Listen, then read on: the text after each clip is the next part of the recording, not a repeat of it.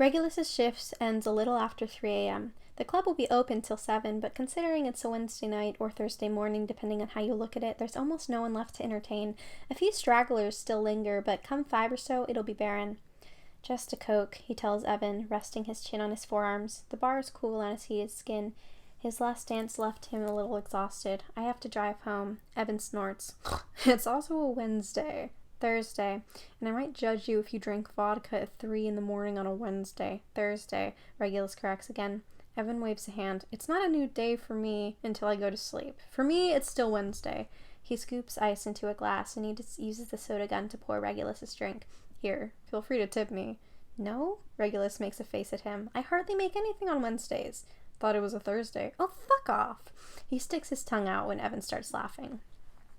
My point still stands.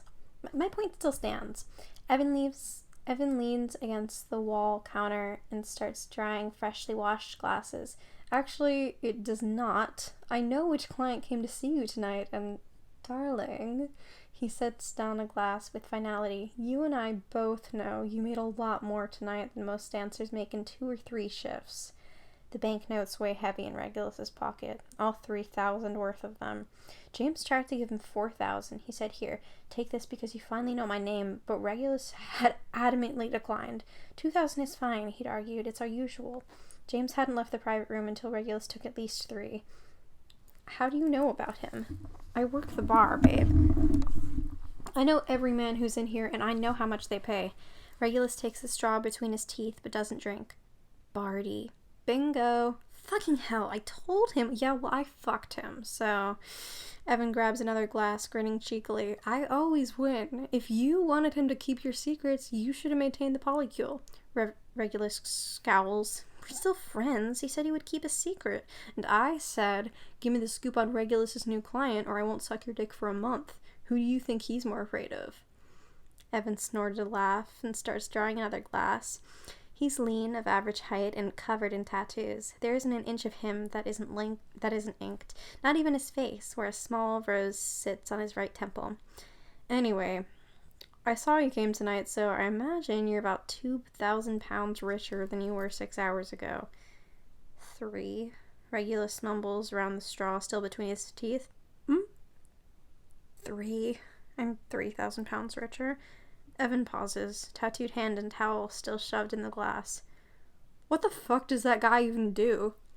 CEO, I think. When I asked, he just said businessman. But I've had plenty of clients who were businessmen and didn't have 3 grand to blow. Who the hell is he? Jeff fucking Bezos? I hope not. Jeff Bezos is bald, isn't he? No, thank you. Regulus finally takes a sip of his Coke, snickering at the way Evan's brow shoots clear to his hairline. Not at all surprised. Your issue with Jeff Bezos is that he's bald. Also, isn't he also like 60-something? Regulus shrugs. Plenty of hot guys are 60. Just not Jeff Bezos, apparently. Just not Jeff Bezos. Evan shakes his head in disbelief. Have you learned anything about him? About who? Jeff Bezos? No, you asshole. Evan shoots him a tired look. Your rich as fuck client. His name is James. Late 20s. Maybe a CEO? Regulus rests his elbows on the counter and squishes his cheeks on his fists. The straw's still between his teeth. He sips from his drink every so often. He wants to take me on a date, though. Oh? I gave him my number. Oh. Regulus says nothing. He takes a long sip of Coke and stares over Evan's shoulder. There's a mirror along the wall behind the bar, and he can see the rest of the club reflected there. Barty and Evan work until 4. The difference is, Barty dances like Regulus, but he's nowhere to be seen, which means he's somewhere in a private room. What about the new guy? Asks Evan. He nearly finished drying the last few glasses. The one you just started seeing. Barry? Benny? Am I close? No, his name is Benji. Benji. There it is. Weird fucking name. I hope his dick is decent. Regulus shrugs, gaze still trained on the mirror. It's passable. Ouch. That bad? Just something to pass the time. He swallows the last of his Coke and pushes the glass across the counter for another. He's nice, but well, that's it, really. He's nice.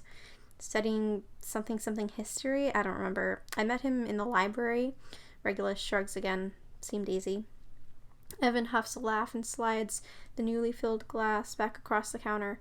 Low-hanging fruit isn't your usual style, Reggie. I don't need distractions right now. This is my last semester, and I can't be asked to have an actual relationship. Benji is nice. Regulus points a finger gun at Evan. Bingo. And James? What is he? Certified menace. Ungodly rich. Very fuckable. Regulus's type. We'll see, won't we? He answers instead, finishing his Coke in a few quick gulps before he reaches to set his glass down on Evan's side of the counter. Tell Birdie I said goodbye. I'm beat, and I don't feel like waiting until 4 for him to finish his shift. He'll be wounded and call this betrayal. Offer him a blowjob and he'll get over it. Promise. Regulus slips off the bar stool and snatches his backpack off the counter. His socks are untied and loose on his feet, but he doesn't even bother to do up the laces. He shrugs his coat over his jumper, waves farewell to the bouncer, and slips out into the chilly December evening. He tries not to think about the weight of his phone in his back pocket of his jeans. He gave James his number a few hours ago, but there's yet to be a text. No, hey, it's James, or is this Regulus, or even a simple hello. The absence of it makes Regulus's skin itch. Was he a complete fool to hand his phone number over to a client? He knows almost nothing about this man. James Potter, he said, offering up his last name, even though Regulus thinks it would have been better not to know it. A first name is bad enough. Then again, this guy also said he plans to take Regulus on a date. Learning more about him would be inevitable, and last names are usually the first piece offered anyway. But where's the text? Chill out, he mutters, unlocking the driver's side of the car. It's sleek black, and the interior is all leather in a dark emerald color. It's the nicest thing he's ever bought for himself. He'll text if he wants, and if he doesn't, then he can fuck off. Not even he believes his own pep talk, though. There's a reason his heart lodged itself in his throat the first time, and every time after he's met James, he's interested. As much as he doesn't want to be. And it has nothing to do with the thousands of pounds worth of banknotes he's pocketed since this all started. There's something about James that draws him in. He barely knows the man, but he wants to. And that's the allure of it all, isn't it? James is a mystery, a puzzle Regulus can put together if he gathers enough pieces. His phone buzzes in the back of his pocket as soon as he sits down. Despite his chill-out pep talk, he scrambles for it. Benji. Hey, I'm up late studying. You off work? Regulus scowls and drops his head back against the seat. He presses the Porsche's start button. He presses the Porsche's push to start button and focuses on the purr of its engine. Is he even in the mood to talk to Benji right now? His phone buzzes again. This time he checks it with a bit less enthusiasm. It's probably Benji asking if he can stop by now that Regulus is off. It's within his right, considering they're not a thing. It's a somewhat unspoken agreement that the occasional booty call is allowed, but calling one another boyfriend is not. Regulus isn't really sure how this works. Truthfully, he doesn't date much, or whatever he and Benji aren't doing, whatever. The point is, Regulus blinks at his phone. Benji did not send a third text. And Benji did send a third text, and it is a predictable "can I come over" moment, but in his distraction, he missed the fourth buzz. Unknown. Hi, it's James. Is this Regulus? It was sent 1 minute ago. If he replies now, is it too eager? Should he wait? And what the hell is James still doing up at 3 a.m.? He's a businessman, so their hours are weird, but is it a coincidence? Did Regulus tell James when he got off, or did James figure it out? Regulus gnaws at his bottom lip until he tastes iron. 2 minutes. 3. 4. Oh, cut this shit out, he snarls, unlocking his phone. Regulus. It is. The response is immediate. James has his red receipts on. Unknown. Oh, thank God. I was worried for a sec. Sorry it took me a while to text you. I had a few work calls, but they just finished. What the hell? This feels like a weird dating Twilight Zone moment, and he can't explain why.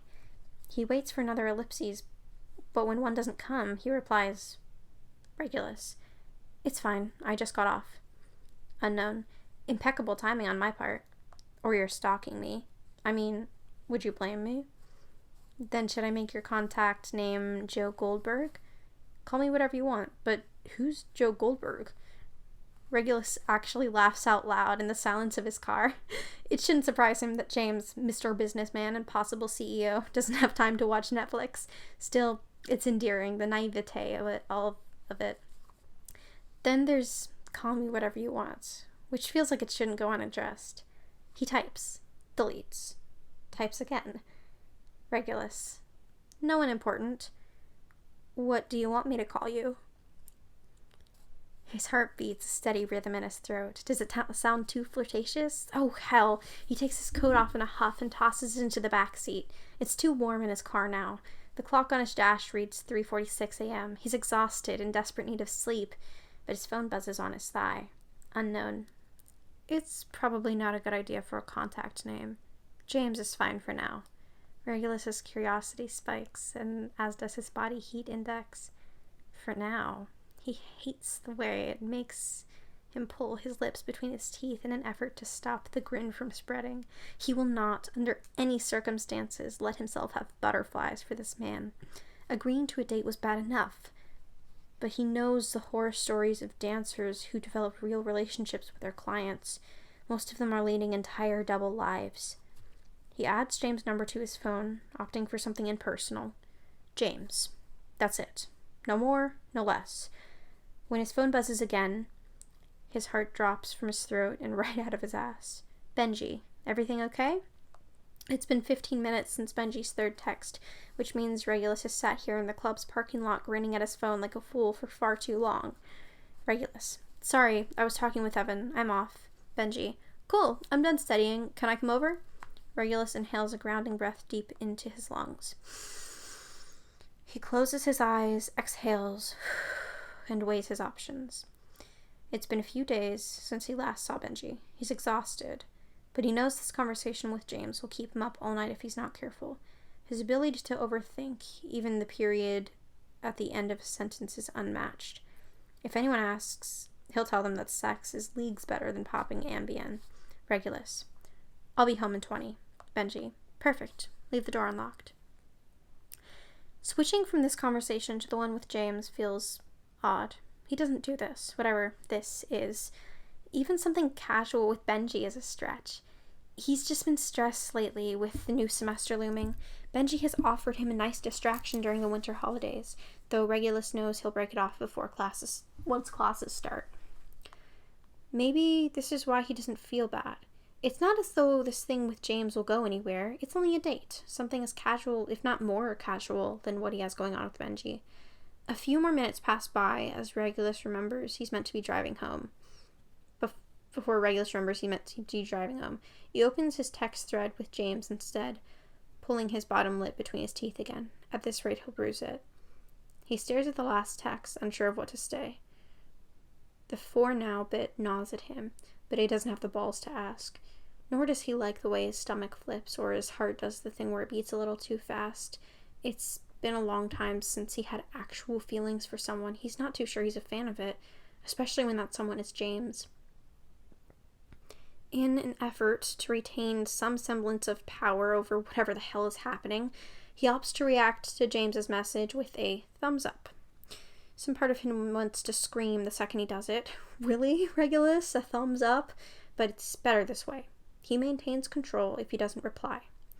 Regulus replying puts him at risk of being left on red, and considering James has his read receipts on, Regulus will know the exact moment James reads but opts not to respond.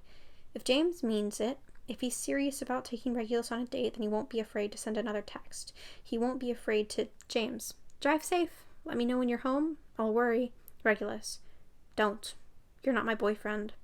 It's a biting comment, but it had to be said. He'll maintain control over this. He will. He'll remind James that their relationship, if that's what you want to call it, is not a relationship. It's $3,000. It's £3,000 in Regulus's passenger seat, and plenty more of it at home. He hasn't bothered to add up how much James has given him since this started. but if he had to hazard a guess, he's made more in this last month than he has in the last 6, at least. Doesn't matter, though. James isn't his boyfriend any more than Benji is. James is a client. He's James. Not yet. Regulus throws his phone on the passenger seat and grabs the gear shift in a merciless grip. His heart races far faster than he can drive the Porsche through this damned city. Even at nearly 4 a.m, London is still busy enough to force him under the speed limit. For now. Not yet. The audacity to assume anything will change between now and whenever. As if Regulus will simply fall for the charms of a rich man with a gorgeous smile and a nice voice and endearing doe eyes. He's stronger than that, and he can't be bought, no matter how much James might throw at him. He's thankful he told Benji to come by the time he pulls into the complex of his flat.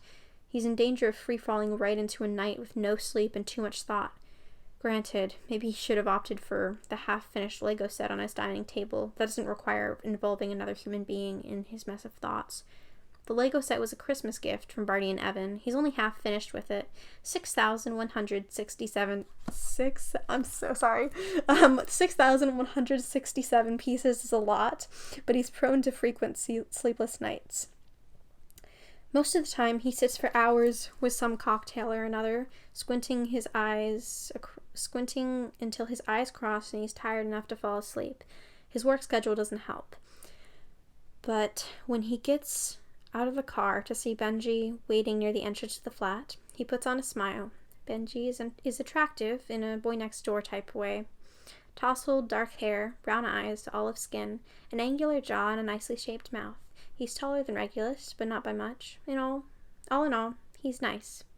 There's nothing wrong with nice. "Hey," Benji says, shoulders up to his ears and hands in the pockets of his coat. "Got here a few minutes ago. Sorry, I hit traffic." Regulus doesn't kiss him hello. That's not what this is. How was studying? Good. Just getting ready for exams and stuff. I know I've got time, but I don't want to cram last minute, you know? Regulus replies with a non-committal noise.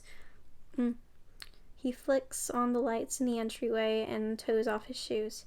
"I'm gonna take a shower. Give me a sec?" "Yeah, sure." Benji bounces on the balls of his feet after hanging his coat on an empty hook. "Just let me know when you're ready. I'll watch some TV."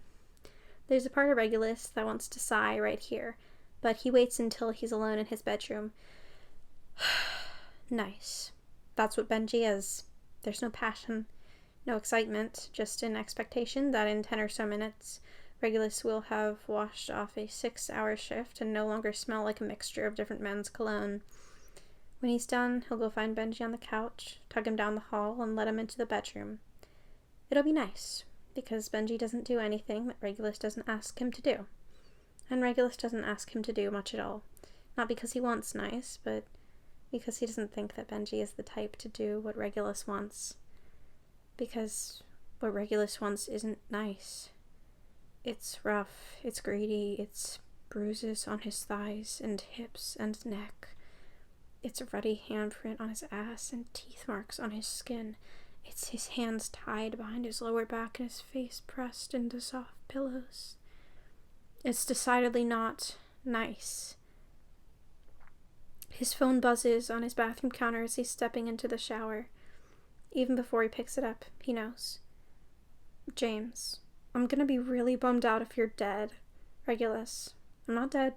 I'm fine. I just got home." "James, that's good to hear. Any plans for the rest of your evening?" "Regulus, it's 4 a.m, James." "And?" "Regulus, my boyfriend is here." "James, I thought you said he wasn't your boyfriend." "Regulus, maybe I lied." "James, then tell him I said hi." Smiley face. Regulus well and truly squeaks. Steam fills the bathroom, and he can't see his reflection except in a vague blur of colors. Thank God for it, because he's not entirely sure he wants to look himself in the eye. Not when he looks past the phone to his hand, and not when he looks past the phone in his hand and sees... "Oh, for fuck's sake. No, we are not into this," he mutters, rubbing the heel of his palm into the base of his slowly filling cock. He glares at his phone in the other hand. What does he even say to this? Sure, will do. He's saved when James sends one more. Good night. Sleep well. That part of him that's already in too deep wants to ask, but what about our date? Because James didn't mention it, and the ball is in his court now. It's his turn to reply, except he gives the text a thumbs up, opts not to respond, sets it on the counter. It's just as it was in the car. If James wants him, then he'll make the effort. He'll send the second text. Regulus won't fret. There's a nice boy in the living room waiting for him to shower so that they can fall in bed together. And wouldn't it be nice to get a decent night's sleep? Regulus scrubs his skin a little too harshly under the heat of his shower. He hums one of the songs he heard play a few times tonight and forces his brain to shut down. There's exhaustion in his muscles. He didn't sleep much last night either. Oh, he really should have opted for the cocktail and Lego set combo. At least he's off tomorrow. When he's finished, his skin is bright red. He towels himself dry, brushes his teeth, and throws on an oversized shirt. He doesn't bother with briefs. There's no point. In a moment of weakness, he checks his messages before he plugs in his phone on the nightstand. 0 new messages. With an irritated huff, he puts his phone on Do Not Disturb and sets it face down beside his lamp. He will not think about it, nor will he hope for it. James is a client. The fact that he has Regulus's phone number at all is a colossal mistake. He would have been better off keeping this professional, no matter how much he might find James enticing. The money was great, but what if he's lost that by starting this? Before the rampage of thoughts can sink their claws into him, he heads for the living room. Benji sits on the sofa, watching some late-night TV program. When he hears Regulus pat around the corner, he turns to look over his shoulder. His smile is warm, friendly. You ready? He asks, reaching for the remote to turn off the TV. Regulus doesn't answer. He tucks him down the hall, tries not to think of dark curls and warm hazel eyes and lips on his throat. Instead, he falls back on his pillows and tells himself there's absolutely nothing wrong with nice.